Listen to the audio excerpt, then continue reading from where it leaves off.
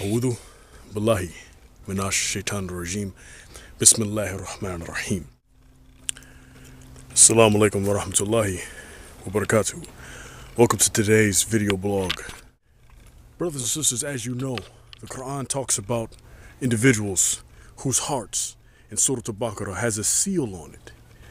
These are at many times thought to be non-Muslims.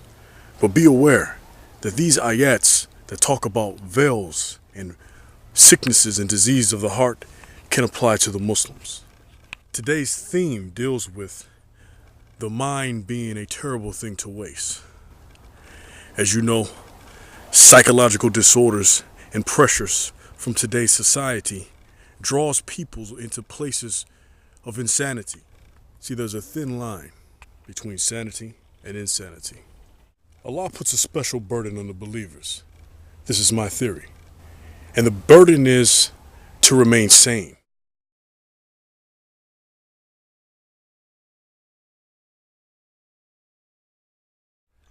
There's a hadith within the virtues of the Prophet. It's a book in Sahih Bukhari that talked about a blind man, a leopard man, and a man who was losing his hair. The blind man was cured by Allah discreetly through two angels. The leopard man was also cured. His disfigured face was cured by the same two malaika.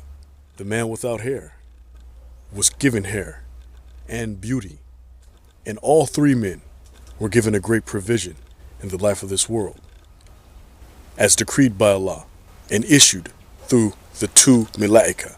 Time went on, and as time went on, the individuals began to grow and slowly forget of these blessings that Allah has given them.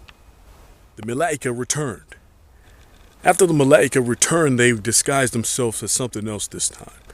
They approached the blind man and they asked him, "We're poor travelers and we wish to have some form of comfort. Is there anything that you can offer us in order for us to proceed on our journey?" He replied, "I have nothing for you. Get away from me." The only one of the three individuals that responded was the leper. The leper saw the malaika disguised as lepers, and they approached him and asked him very openly, "Do you have anything for us? Please, we're poor, we're leopards, we're disfigured. We ask for something from you.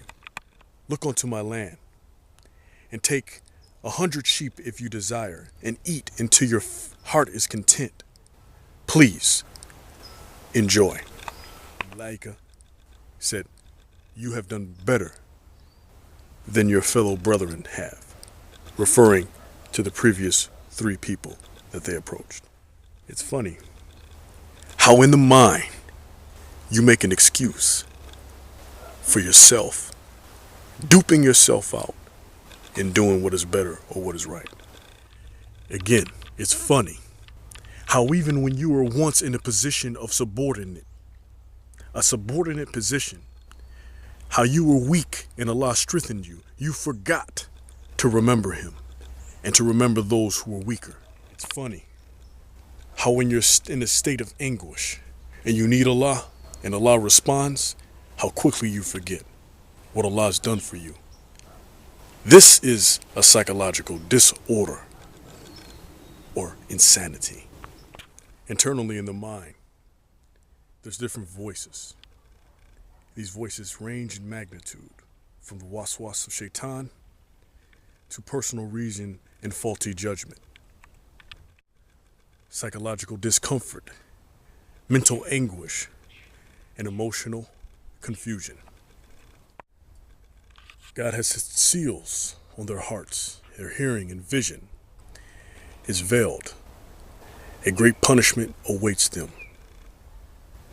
It is the pious who follow the guidance of their Lord and gain lasting happiness. Surah Al-Baqarah, Ayat 5. Medication is not the cure to mental dissatisfaction and confusion in the mind. There's a fine line between sanity and insanity. As Muslims, we must protect our mind from vices and diseases of the heart that contaminate the clarity of our mind. Let's not give in to this confusion. To conclude, I speak to myself before I speak to anyone else. I bear witness that there's no God but Allah, and Muhammad is his messenger, and I stand firm on La ilaha illallah. I also wish to speak directly to my audience, to let them know that we have to remain firm on the guidance of Allah and the correct path in order to stay away from psychological disorders and confusion. This is your brother Umar, signing out. Assalamu alaikum wa rahmatullahi wa barakatuh.